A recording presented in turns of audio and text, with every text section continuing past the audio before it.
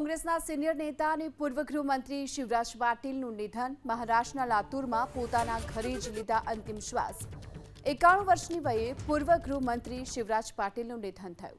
વહેલી સવારે 6:30 વાગ્યે શિવરાજ પાટીલના નિધનના સમાચાર મળ્યા. લાંબા સમયથી તેઓ બીમાર હતા. પૂર્વ ગૃહમંત્રી શિવરાજ પાટીલની ઘરે જ તેમની સારવાર ચાલી રહી હતી અને આ સાથે તેમના નિધન પર કોંગ્રેસના નેતાઓએ શોક વ્યક્ત કર્યો. કોંગ્રેસના સિનિયર નેતા અને પૂર્વ ગૃહમંત્રી શિવરાજ પાટીલનું નિધન. મહારાષ્ટ્રના લાતુરમાં પોતાના ઘરે જ લીધા અંતિમ શ્વાસ. 91 વર્ષની વયે પૂર્વ ગૃહમંત્રી શિવરાજ પાટીલનું નિધન થયું. વહેલી સવારે 6:30 વાગ્યે શિવરાજ પાટીલના નિધનના સમાચાર મળ્યા. લાંબા સમયથી તેઓ બીમાર હતા.